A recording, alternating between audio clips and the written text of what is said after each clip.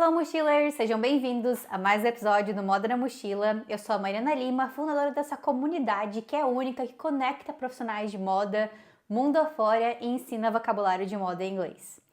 Hoje eu vou falar sobre como que eu lido com a ansiedade de falar com outros profissionais de moda mundo afora na minha segunda língua, que é o inglês, e como que eu me tornei essa rainha do networking. E eu quero agradecer a minha aluna, Tainá Prado, que me deu a ideia desse episódio. Ela participa das aulas do Fashion Vocab Talks e está se preparando para fazer um mestrado nos Estados Unidos em uma das melhores universidades de moda do mundo, a SCAD, a Savannah College of Arts and Design. E a Tainá me mandou a seguinte mensagem: Mari, eu percebi que você tem aproveitado ao máximo esses eventos da faculdade e parece muito intencional nessa nova fase da sua jornada profissional. Você poderia compartilhar como planejou isso e como definiu seus objetivos? E eu comecei a refletir sobre isso porque eu entendo que sim, eu estou sendo intencional e eu tenho metas e tenho estratégias de como lidar com essa nova fase da minha vida, mas eu queria colocar no papel isso e tentar mostrar para vocês um pouquinho das coisas que eu faço e como elas podem ajudar você que está passando por algo semelhante ou está se preparando para passar por algo semelhante. No comentário da Tainá, ela falou sobre eventos da faculdade. Na semana passada, teve uma feira de carreiras aqui na universidade que eu estudo, que se chama Elevate. E nessa feira, eles trazem, promovida pela universidade, né? Eles trouxeram várias empresas daqui da Suécia e da Escandinávia também, países nórdicos aqui, a Dinamarca, a Noruega, a Finlândia, Suécia. Então, a faculdade trouxe empresas têxteis como a H&M, que para quem não sabe, essa gigante do fast fashion, ela é daqui da Suécia. Então, eu tenho vários professores que já trabalharam lá, pessoas que estudaram na universidade, que conseguiram estágio lá e etc. Também várias empresas daqui da cidade que eu moro, que se chama Borås. É uma cidade que é conhecida como capital têxtil da Suécia. E apesar de eles terem esse título, eles não produzem mais tanto aqui quanto no passado. Muitas das peças são produzidas na Ásia. E só que a herança, né, a heritage, como eles falam, ficou. Então ela ainda é conhecida dessa forma. Então tiveram várias empresas daqui da cidade, por exemplo, a Gina Tricot, que é uma marca de moda feminina. Tem outra empresa muito interessante chamada Craft, e eles fazem roupas tecnológicas para trilha. E essa foi uma oportunidade de a gente conversar com os profissionais dessas empresas. Então tinha recrutadores, pessoas do RH, tinha pessoas da área de design, tinha diversas áreas, compradores. Então foi uma oportunidade de conversar com essas pessoas, se conectar no LinkedIn, perguntar sobre as vagas disponíveis. Então eu achei essa feira muito interessante. Além disso, eles também tinham outros serviços organizados pela faculdade, por exemplo, tirar fotos profissionais para o LinkedIn e também para o currículo, o que foi um choque muito grande para mim, porque eu estava morando no Canadá há 7 anos antes de se mudar aqui para a Suécia, e foto no currículo no Canadá é um big no-no, como se fala em inglês. E isso também é uma norma nos Estados Unidos, não é comum, é visto como algo muito exclusivista, e você está julgando a pessoa pela aparência dela, pela imagem dela. Mas aqui na Europa eles não acham que isso é um problema, porque já ouvi pessoas falando, de qualquer forma você vai entrar no LinkedIn da pessoa e se alguém não tem foto no LinkedIn é meio estranho. Então eles falam que é melhor colocar. Então aqui na Suécia é assim. Eu sei que em alguns países, por exemplo a Alemanha, já conversei com amigos meus alemães que trabalharam em multinacionais como a Adidas, a Hugo Boss, e eles falam que lá não tem problema aplicar com o formato de currículo norte-americano, porque são empresas globais. Mas se é uma empresa menor ou média, ou se realmente é muito indicado para o seu país, é importante ficar de olho nessas singularidades de cada país. Então eu fiz minha foto lá e tô esperando para atualizar no LinkedIn. Bom, comecei a pensar então sobre qual foi a minha meta, a minha estratégia com esse evento da universidade. E um dia antes de a gente ir para esse evento, eu tive uma matéria com um professor novo, um professor muito experiente já, ele já é PhD e está há muitos anos na universidade, no mundo acadêmico. E ele falou pra gente, bom, a tarefa de vocês vai ser falhar. Ele falou, go out there and fail. E ele falou pra gente, vocês vão lá, vocês vão falhar ao conversar com essas pessoas e vocês vão chegar aqui no dia seguinte, na próxima aula, e vão contar pra gente como que vocês falharam. E ele falou, a única forma de...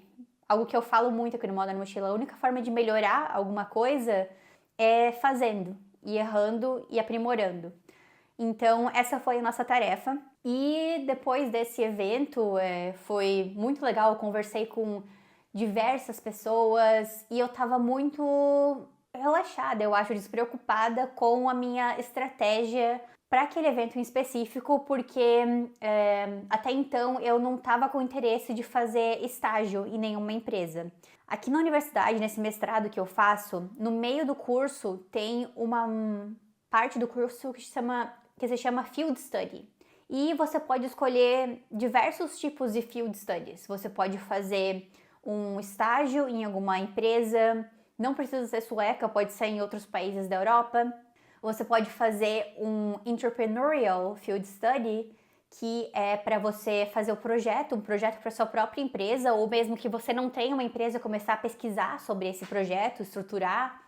Você pode fazer um projeto de pesquisa dentro da universidade acadêmica. Você pode fazer um projeto que a minha coordenadora estava lançando de visitar fábricas na Índia e fazer um relatório sobre isso. Então tem diversas possibilidades. E quando eu fui para esse evento, eu estava muito certa de que eu iria fazer o Entrepreneurial Field Study para crescer um pouco mais o Moda na Mochila, para ter mais tempo. Mas eu comecei a repensar isso e estou considerando fazer um estágio aqui na Europa ou em outro país. Então eu vou dar mais informações sobre isso no futuro. Eu ainda não estou preparada para compartilhar agora. Mas eu acho que isso me deixou relaxada em ir para essa feira mais como uma tentativa de conhecer pessoas e treinar novamente a minha apresentação. Eu acho que nunca é demais treinar a apresentação, né? Então eu fui muito tranquila. Mas eu percebia que as minhas colegas de trabalho, de escola que foram comigo, elas estavam com uma pressão grande, porque elas precisam encontrar um estágio logo para começar no ano que vem. E aí até a minha amiga tailandesa, que eu já falei aqui diversas vezes, ela falou, a Mariana é muito boa em networking, depois da feira, né? Ela conseguiu conversar com várias pessoas e todo mundo que tinha um pouco mais de dificuldade em se comunicar, não por ter um inglês ruim, mas realmente de dar o primeiro passo, ela falava, a Mariana é muito boa em networking. E aí eu fiquei refletindo como que eu me tornei essa pessoa, porque eu não sou extrovertida, não é algo natural pra mim, mas eu acho que eu já falhei tanto, eu já aprendi tanto com os meus erros e eu continuo aprendendo que eu já tive a oportunidade de ajustar várias coisas durante esse processo. Então, eu vou compartilhar com vocês aqui hoje algumas coisas que eu acho que fizeram a diferença e me ajudaram nessa trajetória a me tornar uma pessoa intencionalmente comunicativa quando eu preciso ser, especialmente em feiras. E também compartilhar um pouco em como reduzir essa ansiedade. Eu acho que por muito tempo eu tive uma certa ansiedade de dar o primeiro passo, de meter a cara e ir em algum desses eventos. Eu acho que muitas pessoas também têm. Tanto que tiveram várias pessoas da minha sala que não foram nesse evento. E eu acho que se eu fosse chutar, eu chutaria que algumas delas não estavam se sentindo preparadas para dar esse primeiro passo.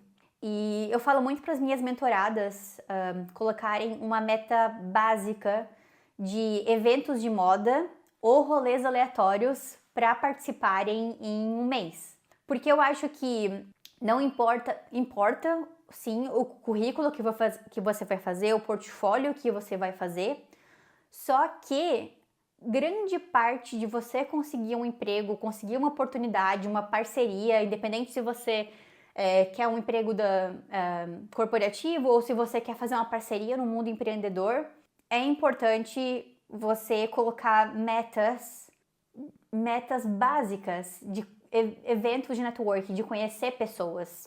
Então eu já falei para as minhas mentoradas escreverem uma meta muito básica. Eu vou participar de um evento ou um rolê aleatório por mês. E vai depender muito do quanto que você se sente confortável, da tua agenda, de quanto de energia que você tem naquele mês, porque eu sei que vai muita energia física e mental de participar de eventos como esse, de se comunicar com pessoas e manter relacionamentos, né? Então eu colocaria uma meta muito básica para você não se decepcionar.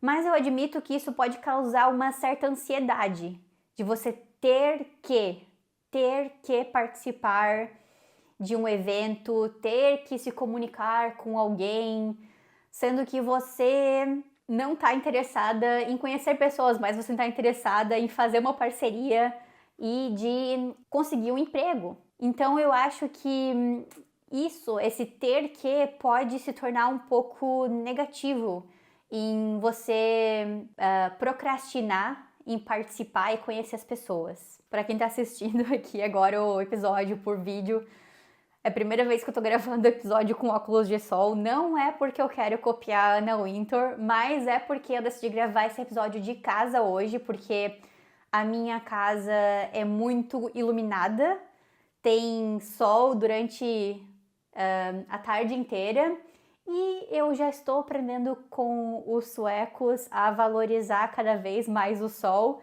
Então eu falei, bom, eu vou gravar esse episódio aqui hoje em casa porque eu quero ficar tomando sol. Só que ele tá bem aqui nos meus olhos, então não é pra copiar na Winter, mas de qualquer forma eu tô gostando de pegar um solzinho aqui e usar óculos de sol mesmo no inverno. Voltando, eu quero então compartilhar algumas sugestões de como que eu lidaria com a minha ansiedade em participar desses eventos de networking. E eu diria para você que a minha estratégia seria participar do evento e nada mais. Não se preocupar em como que você vai se comunicar com as pessoas lá, não se preocupar em quais pessoas você vai conversar, colocar como meta básica, se você tá com muita ansiedade e medo de participar, de dar o primeiro passo, só ir, só vai. A estratégia é colocar o seu casaco, fazer essa maquiagem e ir até o evento e estar lá. Estar lá, andar pela feira, andar pelo evento já é uma vitória. De novo, essa é uma sugestão só para quem tá com muita ansiedade e tá se sentindo muito bloqueada em participar de um evento desse. Se você já está numa fase de que você se sente mais confortável em dar esse primeiro passo, eu indico sim fazer um planejamento prévio de como que você vai abordar as pessoas lá nessa feira. Mas voltando para quem ainda está nesse período de medo, de não saber como começar, tem um livro muito popular nos últimos tempos que é o Hábitos Atômicos. E o autor do livro fala muito sobre a regra dos 2 minutos. E é muito sobre o que eu estou falando agora. Ao invés de você encarar, eu tenho que ir para esse evento e conversar com 10 pessoas e ser bem sucedida nesse evento, você vai trocar isso por eu tenho que colocar o casaco e ir pro evento. E ele compara muito isso com outros desafios do dia a dia. Por exemplo, eu tenho que correr 3 quilômetros. Ao invés disso, eu vou diminuir isso para uma regra de 2 minutos, que é colocar o tênis de corrida. Ou eu tenho que dobrar a roupa. Você troca para eu tenho que dobrar um par de meias. Outro exemplo, Eu tenho que ler antes de dormir toda noite. E você vai trocar isso para eu tenho que ler uma página. Então, eu acho que essa regra de 2 minutos é muito importante nessa fase de que você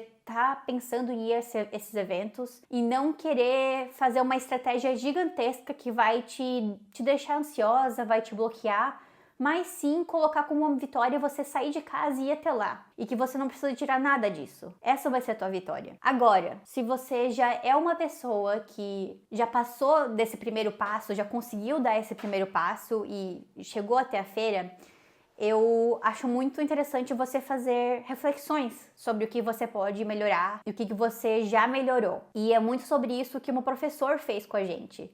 Ele falou, vão até lá e falhem. Essa é a tarefa de vocês. Ele falou, claro, não falhem ao ponto de você nunca mais poder conversar com ninguém da empresa, o que ele falou que é muito raro de acontecer. Mas você vai ter algumas mini falhas que você vai poder ajustar ao longo do tempo. Então, eu acho importante fazer essas reflexões e eu vou compartilhar com vocês alguns erros que os meus colegas compartilharam durante a aula. A minha colega, a Hamida, ela é um pouco menos extrovertida do que as outras colegas do nosso grupo.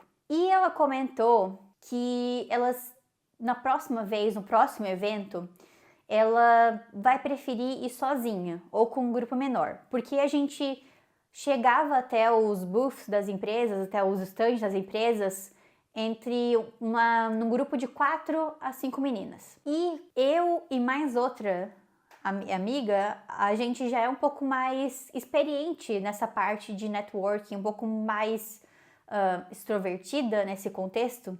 Então a gente acabava fazendo mais perguntas do que ela fazia. Então ela falou que ela vai preferir nas próximas vezes ir sozinha para se sentir um pouco mais confortável e interagir com as empresas, porque agora ela não teve muito espaço, ela não se sentia muito confortável fazendo perguntas quando a gente já tinha feito as perguntas que ela tinha em mente antes dela, porque a gente é mais rápida nisso, a gente tem mais experiência nisso. Eu vejo isso como muito algo que depende da sua personalidade.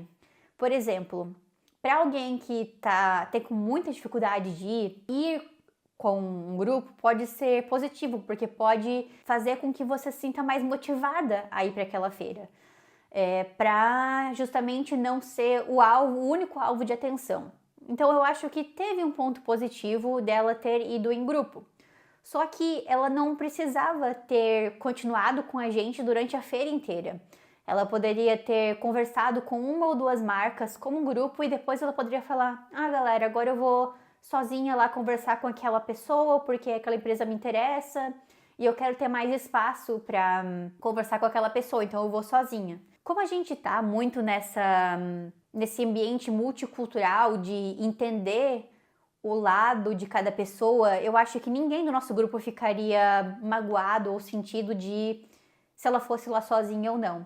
Então, eu acho que ela poderia ter ajustado isso lá naquela hora, ao invés de esperar por um próximo evento. Então, eu acho que isso depende muito da sua personalidade. Para algumas pessoas, ir como um grupo vai ser um benefício e para outras vai ser algo negativo. Por exemplo, eu já visitei uma feira chamada Playtime, lá em Nova York, que é de produtos, roupas de criança, produtos de moda infantil, e eu fui com a minha colega, a Andressa, e eu fui com o crachá do Moda na Mochila como imprensa, e a Andressa foi com um crachá da empresa dela de design, do estúdio dela de design. Essa era uma feira de varejo. Então, as empresas lá, elas estavam mais interessadas em conversar com compradores, com pessoas que vão comprar o produto delas. Então, eu e a Andressa fomos lá, a gente não era o alvo principal dessa feira, mas de qualquer forma, eu acho que a gente conseguiu tirar bastante parcerias interessantes, conhecer pessoas interessantes. Nos primeiros empresas que a gente conversou, a Andressa chegava falando que ela era designer de moda infantil e que ela queria oferecer o serviço dela como freelancer. E a gente percebeu que aquela estratégia, aquela forma de se apresentar, estava afastando um pouco as pessoas, criando uma barreira, porque elas estavam mais interessadas em falar com compradores. Nas próximas marcas, eu comecei falando que eu tinha um podcast sobre empresas de moda de mulheres latinas empreendedoras, que vários dos episódios do Moda na Mochila são de entrevista de mulheres empreendedoras latinas. E logo em seguida eu introduzi a Andressa. Pra quem assiste aquela série How I Met Your Mother, meio que aquilo que o Barney Stinson faz com o Ted. Have you met Ted? Então eu me introduzia e logo em seguida eu introduzia a Andressa. E dessa forma ela conseguia conversar de uma forma um pouco mais íntima com as empresas, ao invés de criar essa barreira. Então ter ido como dupla pra gente facilitou. E até mesmo para ter um pouco mais de conforto e liberdade para olhar as peças das marcas, né? Enquanto eu estava conversando, ela tinha mais tempo para olhar, ao invés de ficar só conversando com alguém. O meu marido, aliás, ele sempre que vai comprar um carro, ele gosta que vá um amigo que converse muito com o dono, porque assim ele consegue analisar o carro, o que está faltando, o que está de defeito, enquanto a outra pessoa fica conversando com ela. Então, eu acho que tem o seu valor sim, mas vai depender muito da tua personalidade, do que você precisa e etc. Outro erro muito comum é se apresentar sempre da mesma maneira. Quando eu cheguei no Canadá, eu sempre começava uma conversa falando logo de cara que eu era brasileira. E ao longo dos eventos eu fui testando outras formas de apresentar. Primeiro, falando que eu trabalhava com moda, que eu era designer, e logo em seguida eu falava, e também, depois que a pessoa me perguntava, eu falava, eu sou do Brasil, e a conversa fluía melhor, era mais intencional. Porque eu percebia que quando eu chegava falando que eu era brasileira, a conversa desviava para algo que a pessoa sabia do Brasil. Sobre futebol ou sobre o clima do Canadá, que é muito frio, perguntando sobre a minha adaptação, algo que não era muito intencional com o que eu queria conversar com aquela pessoa. E quando eu comecei a falar sobre a minha profissão, sobre a minha paixão, a conversa tomava outro rumo. Não significa que eu não queria falar que eu não era brasileira, mas só como eu trabalhava essa intencionalidade em me apresentar. Então, eu acho que é interessante, já na mesma feira, você melhorar a sua forma de se apresentar, testar muito, falhar muito e ir melhorando a cada marca e pensando em qual marca, em qual empresa, o que você quer tirar daquela conversa, né? Outro erro muito comum é falar somente de si mesmo. Tem um amigo meu, o Ednei, ele é muito, muito bom em fazer amigos. Lá no Canadá, todo mundo ficava impressionado com a quantidade de amigos canadenses que ele tinha, porque naquela época a gente considerava que fazer amizade com um nativo era muito difícil. E depois que eu conheci o Ednei, que eu comecei a ver a forma que o Ednei se comunicava com as pessoas, eu vi que tinha jeito sim, não era impossível de se tornar amigo de nativos. E aí eu perguntei pra ele, tá, mas o que tu faz, né? Como que você tem tanto amigo? Porque não era só canadense, mas também pessoas do mundo todo, brasileiros. Ele é uma pessoa com muitos amigos. E ele falou pra mim, Mari, é simples, é só dar corda pra pessoa falar, pra ela falar de si mesma, perguntar e não falar só de você mesma. E aí, algum tempo depois, eu li aquele livro do Dale Carnegie falando como fazer amigos e influenciar pessoas. E ele fala exatamente isso. E o interessante é que o Ednei nunca leu esse livro, mas mesmo assim ele já aplicava esse conceito do Dale Carnegie, de perguntar sobre as pessoas, não falar só sobre você, se policiar muito, porque eu sei que às vezes é tentador, você quer se vender ali naquela hora, mas é importante você também dar um espaço de conforto para a pessoa falar. Então, mesmo que você tá ali naquela feira de evento, naquela feira de carreiras para se vender como empregado, é importante construir esse relacionamento e também aproveitar essa situação para fazer uma entrevista reversa. É a segunda vez que eu falo desse conceito aqui, que ao invés de só querer que a empresa te entreviste ali na hora, também aproveitar para perguntar para a pessoa que está ali, para o profissional, qual que é a visão dela sobre aquela empresa. O que são as coisas mais legais daquela empresa? Há quanto tempo que ela está trabalhando naquela empresa? O que ela mais gosta de trabalhar lá e etc. Então, pensar em coisas que ela pode te dar para você decidir se aquela empresa é uma empresa para você ou não. E também alguns argumentos que vão te ajudar na hora de uma entrevista realmente oficial, digamos assim. Outra coisa que eu não aconselharia é fazer perguntas muito do final do processo seletivo, digamos assim. Eu vi uma pessoa no meu grupo que perguntou para a empresa se eles ofereciam um visto de trabalho. Ela não perguntou na realidade, ela falou: vocês não oferecem visto de trabalho para estudantes internacionais. E a pessoa perdeu completamente a compostura ali naquela hora. E essa foi a primeira pergunta que ela fez para a pessoa. Então, eu aconselharia a não fazer esse tipo de pergunta que deixa a pessoa, o profissional daquela empresa desconfortável ali naquele momento, mas sim tentar construir um relacionamento com a pessoa para depois você, quando for adicionar no LinkedIn, mandar uma mensagem no final da feira, ela ter uma imagem boa de você, um certo conforto em conversar contigo depois do evento, né? Também, por exemplo, não perguntaria sobre salário, qual que é o salário da vaga já de cara, né? Deixar para as perguntas de processo seletivo mais para o final do processo seletivo e não já ficar ansioso em saber desses dados que não vão impactar se você vai conseguir essa vaga, esse estágio ou não lá no início. Outro erro muito comum é não pesquisar as empresas e eu diria em duas formas, antes ou durante. Bom, se você é esse tipo de pessoa que nem eu, que já passou desse obstáculo de não ter mais ansiedade de participar de eventos e rolês aleatórios, eu diria que você tem que pesquisar sobre a empresa que você quer conversar naquela feira antes. Pega o mapa do evento, olha as empresas que mais te interessam, olha o site, faz uma mini anotação sobre o que elas fazem, de onde que elas são, se elas produzem no país ou na Ásia. Por exemplo, algumas empresas daqui ainda produzem na Suécia, então quando eu chegava para conversar com elas eu falava: nossa, me chamou muita atenção que vocês produzem aqui na Suécia, porque eu venho de uma cidade têxtil também e lá a manufatura ainda é lá, então eu fiquei muito surpresa e feliz que existem empresas aqui em Borås como vocês que fazem isso. E aí isso já abre um espaço para a pessoa falar. Então, se você já ultrapassou esse obstáculo, pesquise antes.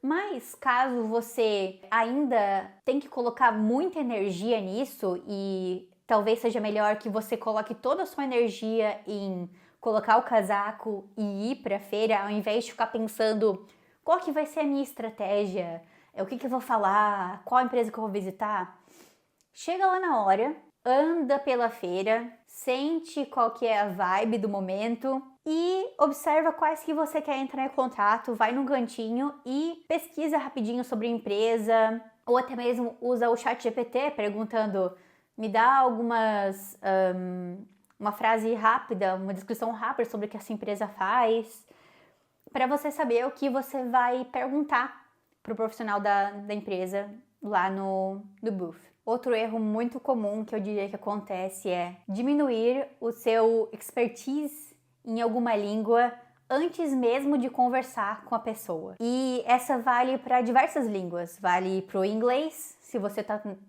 visitando uma feira em inglês, e até mesmo aqui na Suécia. Nessa feira eu percebi que ser fluente em inglês aqui na Suécia é indispensável. Tem que ser fluente em inglês. Todos os suecos falam inglês fluentemente. Mas voltando a esse fato de não diminuir a sua expertise em alguma língua, eu falaria para você deixar com que as pessoas façam um julgamento delas em relação ao teu nível de inglês.